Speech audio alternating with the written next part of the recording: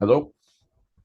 We are looking at a discrete mathematics and its applications problem. This is coming from the 7th edition, Kenneth Rosen. The 7th edition, it's chapter 5.1, question 22. If you have a different edition, might be a different chapter, different question number. So the first thing we want to do is figure out for what non-negative integers is n squared less than or equal to n factorial. And then once we conjecture for what value, for what non-negative integers this is true, we're going to prove it by induction, specifically by induction. So let's look at non-negative integers.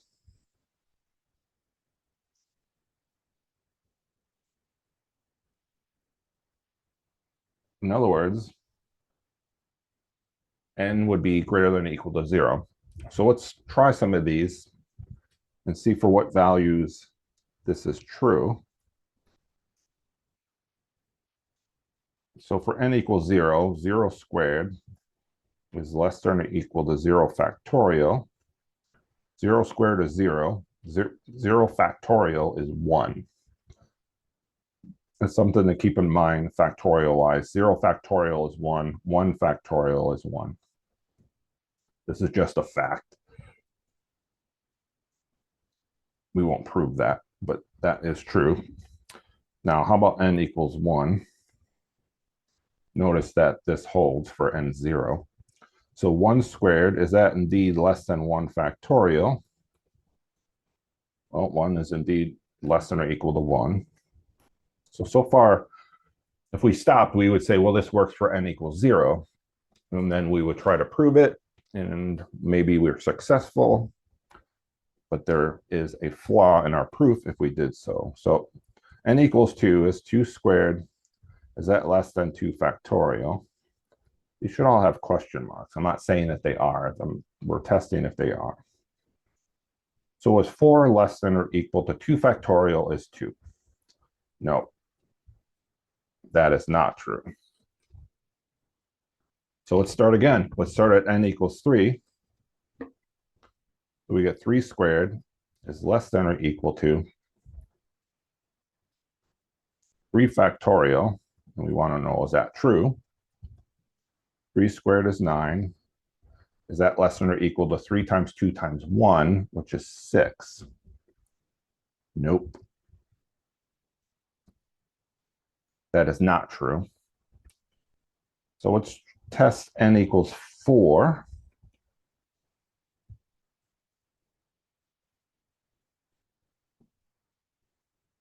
So 16 is less than or equal to now 4 times 3 times 2 times 1. 4 times 3 is 12. 12 times 2 is 24. 24 times 1 is 24. So yes, that holds. Let's try another value.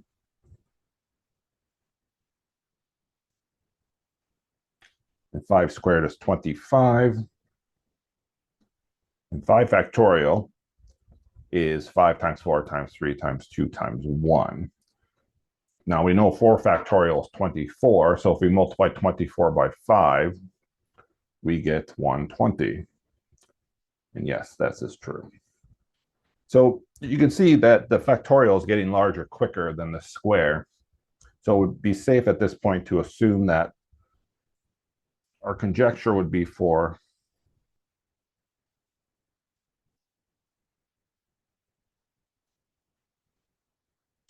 n squared is less than or equal to n factorial for n greater than or equal to 4. We could put n greater than 3, but let's keep with the equality. So this is our conjecture. This is what we think is true. And so let's prove this by induction. So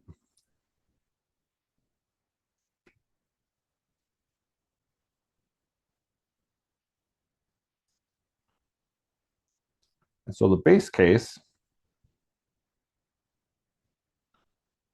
now the base case is P of 4.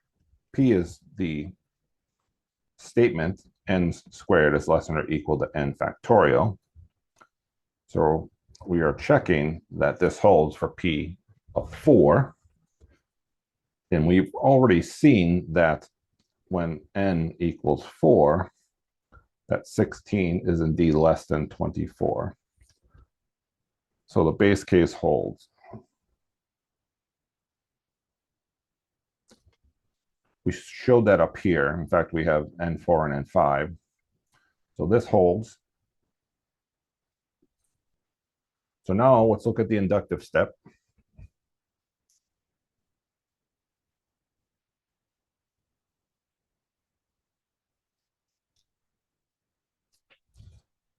So the inductive step, we're going to first assume an induction hypothesis. So let's assume that k squared is less than or equal to k factorial for k greater than or equal to 4. Of course, this is the pk case. And this is what we're going to call the induction hypothesis. This is what we are assuming to be true.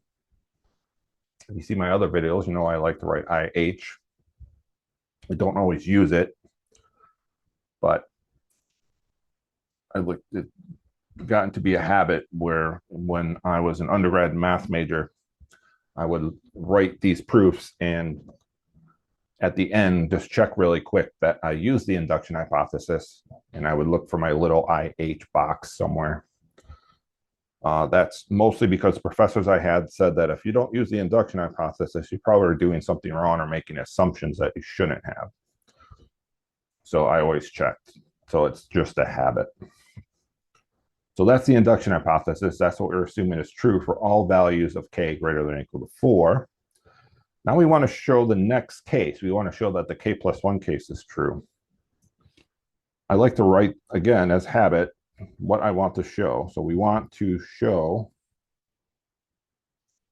here it's the pk plus 1 case, or that literally I'm going to replace k with k plus 1 in the inductive step.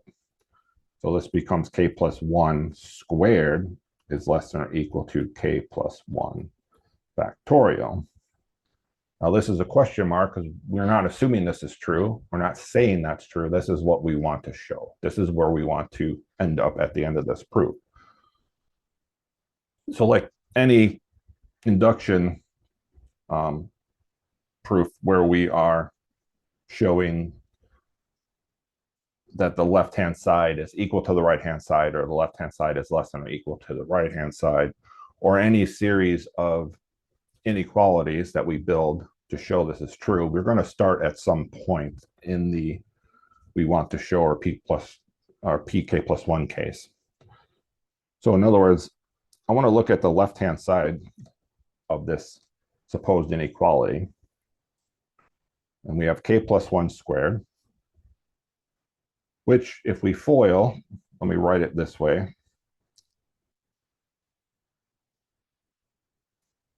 If you are a little unsure about how to multiply polynomials, you can look at our how to multiply polynomials lectures.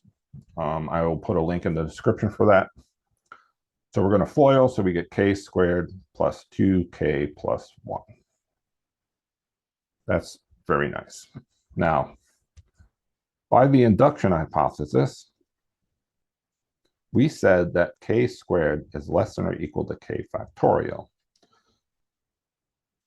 Now, if we look at 2k plus 1, k is greater than or equal to 4 means that this is always greater than 0. So I can add 2k plus 1 to both sides of this inequality.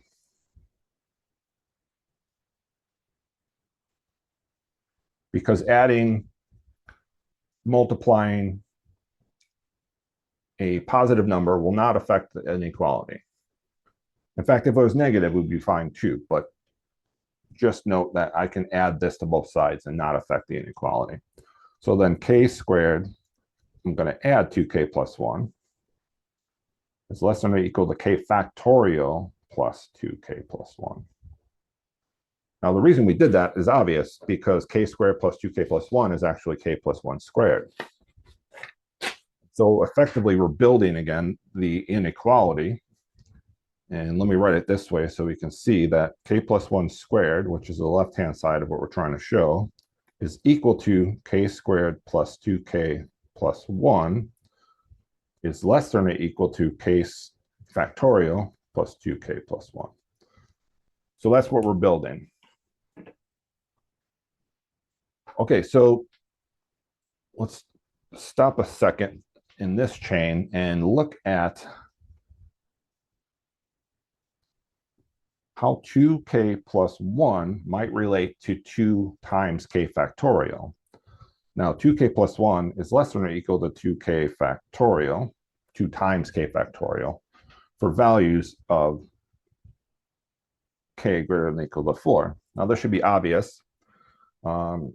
9 is less than 24 times 2 is 48. You could do a side proof if you wanted to. You could prove this by induction. You can do it inside a proof if you need to. If you want to be more thorough, do that. If you have a different argument, I would place that right here. I think it's rather obvious that this is true. 2k plus 1 is less than or equal to 2k. We can make an argument, build up from our induction hypothesis. I don't necessarily think that's necessary here, but so this is true. 2k plus 1 is less than or equal to 2k factorial.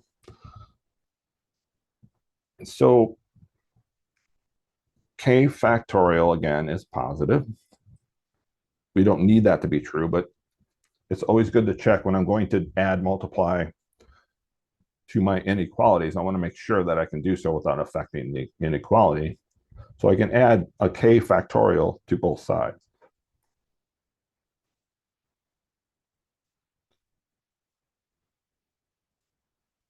We're doing this very slowly, methodically. You can skip some of these steps. You don't have to write as much as I do, of course. I just try to be as explanatory as possible. So I'm adding k factorial to both sides of this inequality, because then I get k factorial plus 2k plus 1 is less than or equal to k factorial plus 2k factorial. So why do we do that? Well, k factorial plus 2k factorial is the same as 3k factorial. If you don't see that, it's almost fairly obvious. If you say were to factor out a k factorial, you'd be left with 1 plus 2, which would be 3k factorial. So that's equal to 3k factorial, which is less than, if I have 3 times k factorial, 3 is less than or equal to k for all values of k greater than 4. So the 3 is less than or equal to k means that I can multiply a k factorial and get k times k factorial. So this inequality holds.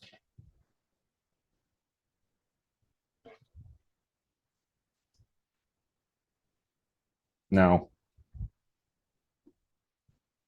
we have k factorial plus 2k plus 1 is less than or equal to k well, I'll just write 3k factorial is less than or equal to k times k factorial.